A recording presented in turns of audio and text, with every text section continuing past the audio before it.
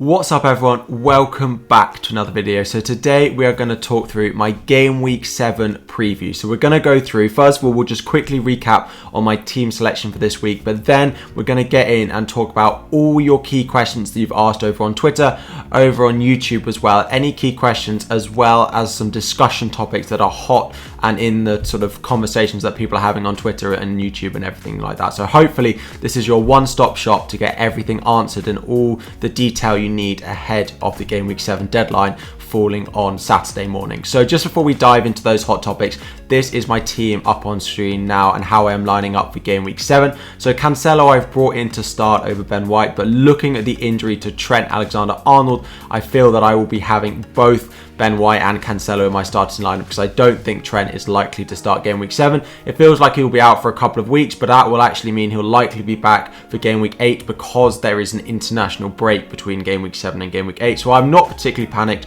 if he just misses that Manchester City game. I'm quite happy to play Ben White against Brighton instead of playing Trent this week. Everyone owns Trent. It's not too much of a fuss whether I play him. So this is how we're lining up. Lukaku, of course, has come in along with Cancelo. They'll both start for me this weekend, and Lukaku is my captain. Now, I did sell Ronaldo. Ronaldo has scored in the Champions League, and Lukaku did blank as Chelsea failed to score again. Let's hope that they can bounce back, but I am slightly scared of not owning Ronaldo in game week 7, but I'm still happy with the transfers that we have made. So let's get into those key discussion topics. So the first one, which is on everyone's mind, is Chelsea options and which of them we should be owning going into this great run of fixtures that we have starting in game week 7. So we'll start off up front. Of course, Lukaku for me is the standout option. For anyone who doesn't know, I am a Chelsea fan, so hopefully I can talk with a little bit of knowledge on this subject. So Lukaku is of course the main goal threat. He will be the main sort of scorer as well as getting some assists, and the amount of goals that we've actually failed to score in the past couple of weeks has actually come from Lukaku maybe not being as good in the past couple of matches as he was in the opening few weeks. So if we bounce back and we start scoring some goals, Lukaku's goal involvement percentage will be very high. So I do think he's a really nice option. I brought him into my team this week, and I probably think you should as well. Moving on to the defence, which I think is the most topical talking point at the moment. So at the moment on screen, we've got Alonso, Rudiger, Azpilicueta and Christensen. There's also the likes of Reece James and Thiago Silva that we could have put up here. Now, Reece James was probably the one that I would have gone with and probably my number one pick. However, it looks like he's going to be out for a number of weeks and isn't going to be back for game week 7, game week 8, maybe even game week 9. So it kind of removes him out of the picture unless we get confirmation that this isn't true. The other one that we don't have on here is Thiago Silva. However, with the Champions League, it is a lot of minutes for him potentially to be playing. I do think that he's likely to play one game a week, and whether that's Champions League or Premier League, we don't quite know. And so with that rotation threat for him, again, that's why he's not one of the 4 that I've selected to talk about here.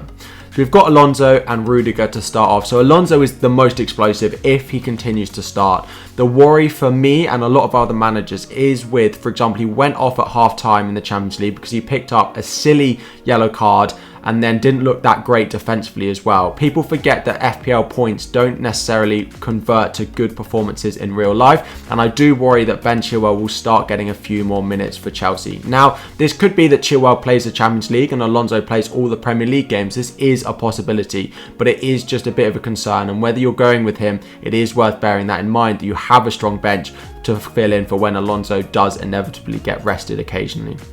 Now for me, the standout Chelsea pick in defence is Rudiger. The goal threat isn't as high as someone like Alonso. However, he will play more minutes, I think, than any other Chelsea defender. He's also makes lots of tackles, so he's very good for bonus points as well, and comes in at just 5.6 million, which is cheaper than Alonso, which is cheaper than Azpilicueta as well. So for me, if you're owning one Chelsea defender, you go Rudiger. If you want to add a second on top of that, then some of these others can be considered. But for me, Rudiger is the one that you should own first.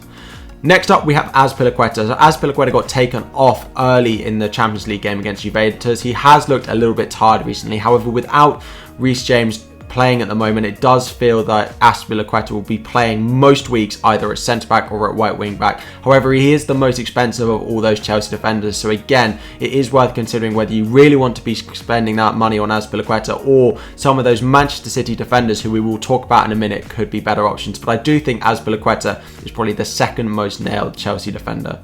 And the final we've got is the cheapest of all the options, which is Andreas Christensen, coming in at just 5 million. Now, at his value, I think he's really worth considering if you don't have the money to go up for someone like Azpilicueta, who does cost $1 million more.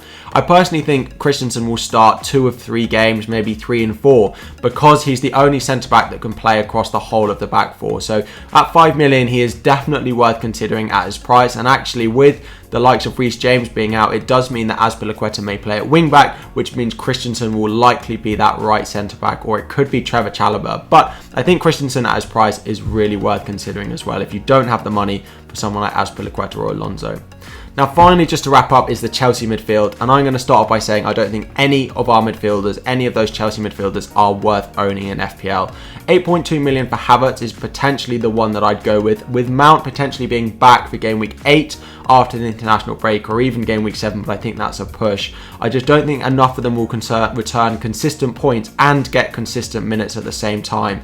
Mount will probably be the one that gets the most minutes when he's fit every week. However, we don't know if he's going to be on corners. How often is he going to get an attacking return from open play? I just think double defence and an attacker is probably the best, or just a single defence and an attacker. I would stay clear of the Chelsea midfield at the moment and focus on the defence and focus on Lukaku as the forward option. So that's the Chelsea options. Moving on to the second talking point of the video, which is Lukaku versus Ronaldo, and this is a big topic and who I think is the best asset to own over the next 6 game weeks. You can see their fixtures underneath. It's clear to see that the Chelsea fixtures for Lukaku are much more favourable than those of the Manchester United fixtures for Ronaldo. There are 5 greens in a row for Lukaku taken from the FPL official fixture ticker, and Ronaldo has 2 reds and only 1 green, which comes in game week 12 against Watford. So straight away the fixtures do mean that Lukaku is potentially a better pick. He's also 0.9 million more. So if we are looking for some of those more expensive defenders like Manchester City, like Chelsea, and even Trent when he's potentially back from injury, it does free up a little bit of money in order to do that upgrade. However, Lukaku has failed to score in his last 3 Chelsea games, and Ronaldo scored again a big crucial goal in the Champions League for him.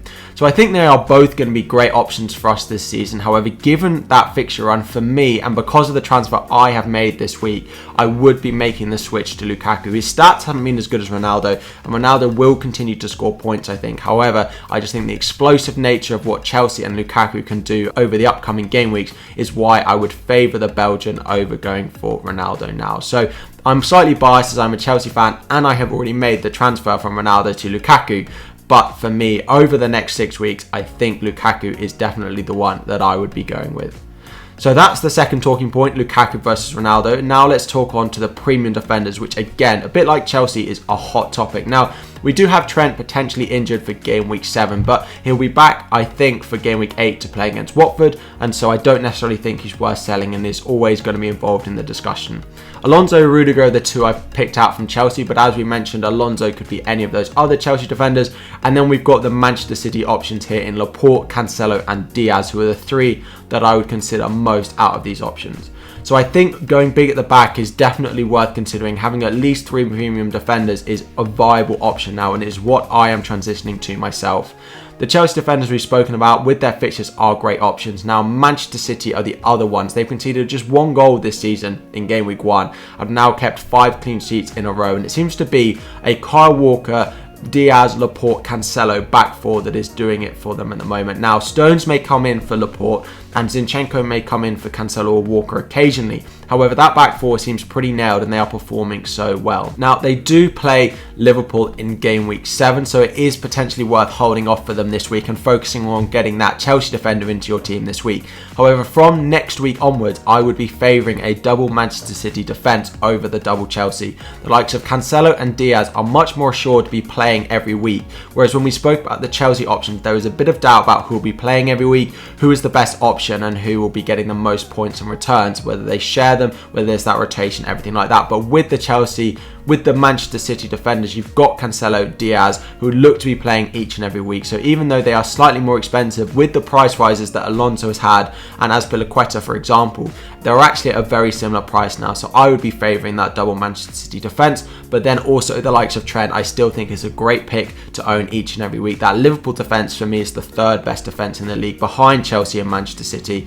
And Trent is the most attacking out of all of the defenders that we've got on the screen and the most explosive of the a lot. So I'd probably go, if you only want to own 3, Trent, Cancelo and Rudiger, but if you wanted to add a 4th into there, I would add Ruben Diaz on top of that. So that is my opinion. I am very in favour of going big at the back. I think some of these premium defenders with the upcoming fixtures, particularly for Chelsea and Manchester City, could really pay off and really provide good FPL returns for those of us who do decide to go with them. Now, moving on to our final discussion topic before we get into the community Q&A. At the end of this is the budget midfielder options. So there are lots of these sort of 6.5 or under midfield options that we should be considering for the upcoming game weeks, and whether we go for them or whether we go and sort of rotate these or go for the more premium ones like Greenwood or Jota is definitely a talking point. Now, out of all these sort of cheap midfield options, the ones that I've pulled out for us are Sarr from Watford, Gray at Everton, Gallagher at Crystal Palace, Benrahma at West Ham, Rafinha at Leeds and Saka of Arsenal. So for me, straight away, what I want to say is Rafinha is the standout option. He will continue to play, whether he's fit for game week 7. This is being recorded just before the Leeds press conference, so you will know more than me. However, after that, after the international break, he is still the best option to own and will likely to be the highest scorer out of all of these assets. However, if we compare others, Sarr is being very transferred in this game week, but it's worth bearing in mind that that Watford fixture run comes to an end in game week 7. So after Leeds, after the international break, they go on to play Liverpool and have a very difficult fixture run. So I would be a bit wary of going for Sarr, and this is a very similar trend for Andre Gray and the other Everton boys like Townsend and Doucouré. So although he's quite cheap, Gray, again, there are potentially other options that have a nicer run of fixtures that you could combine with the likes of Rafinha in your team. Now, Benrahma is one of the most highly owned options we've got here and has seen a 0.6 price increase since the start of the season. Now, they do have Europa League and he has scored just 1 goal in the past 4 game weeks, but it's definitely worth considering and holding on to. Now, with Europa League, with the difficult fixtures that maybe West Ham have on the horizon, do you want a double up with Antonio and Benrahma? Maybe not, but I still think Benrahma is a good hold in your team if you do already own him.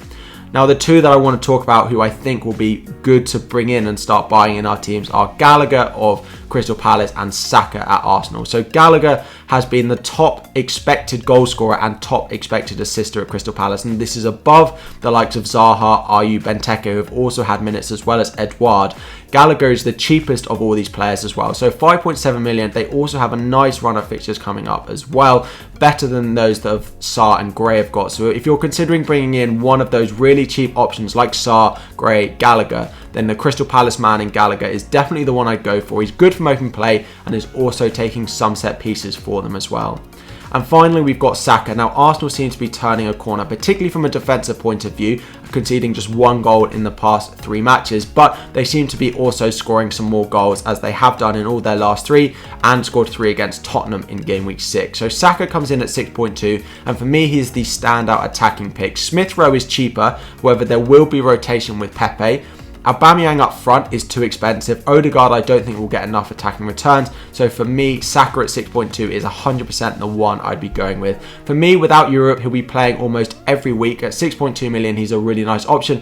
And they have a great run of fixtures as well. So in order to buy, and the midfielders that I'd be looking at would be Gallagher, Saka, Rafinha. But if you own Benrahma or Sarr, then I'd potentially hold them, but look to move to some of those other midfielders that we have shouted about just now in this video.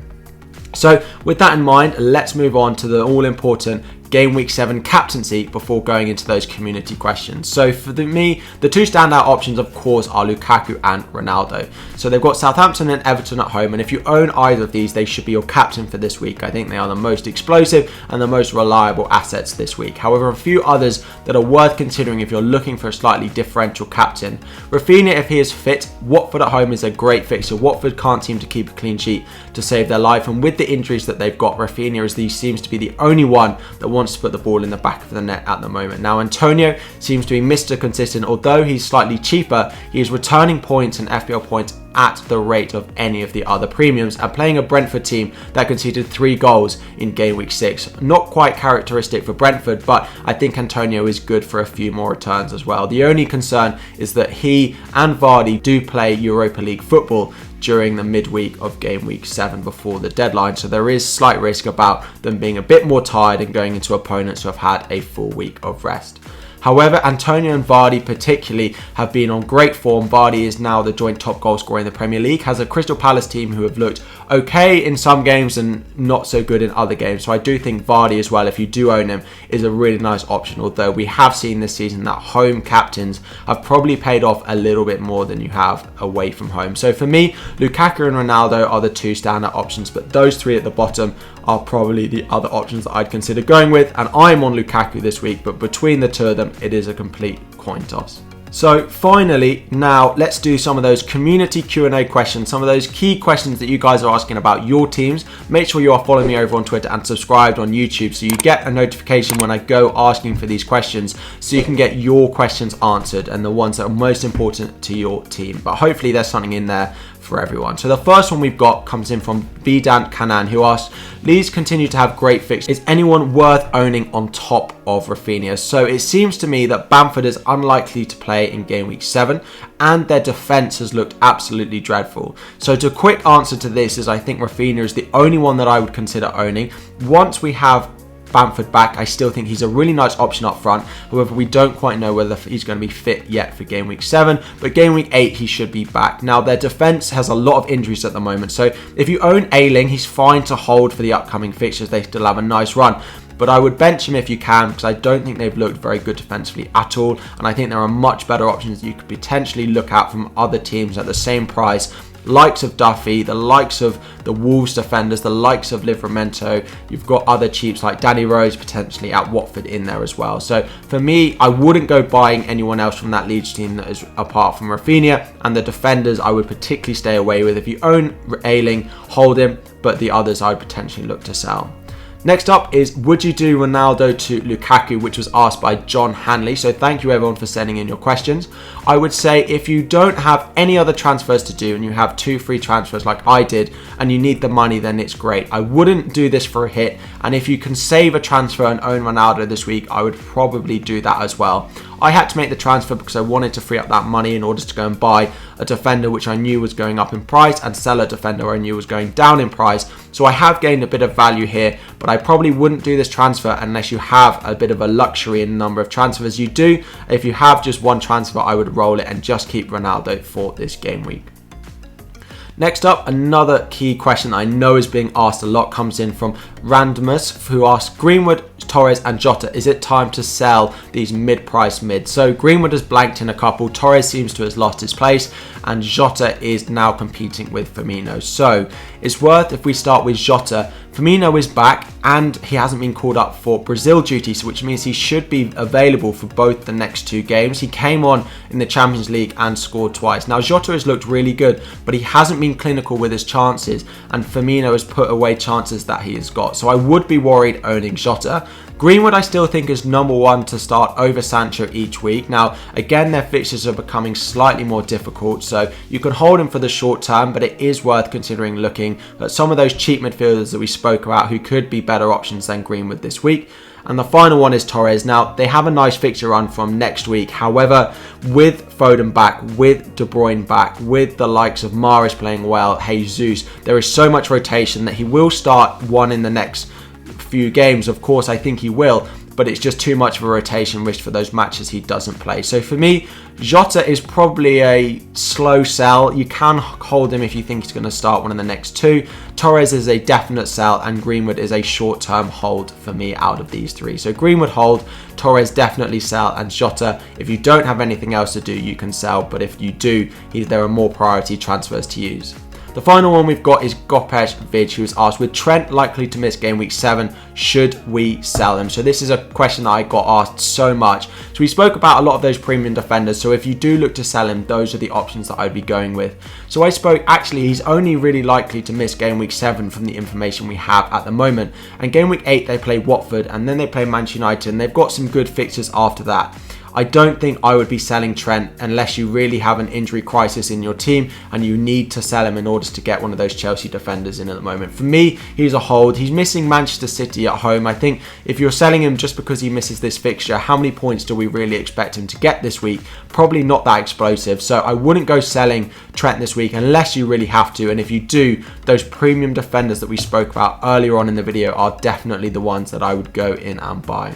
So these are some key discussion topics, some key community questions. Now that I've got all of this set up, this video will be out each and every week. So if you could drop in the comments below any feedback on whether you like this style of video to come later in the week after my team selection and to answer a few of your questions and discussion topics, then do let me know down below any feedback. But I hope you have enjoyed. If you have, please consider subscribing to the channel and liking this video. There will be live streams, of course, on Friday evening and Saturday morning between now and the game week deadline, but also every game week between now and the end of the season there will be stuff to hopefully get you the best rank you possibly can this season. So if you have enjoyed, please do like and subscribe, and I will see you all very soon.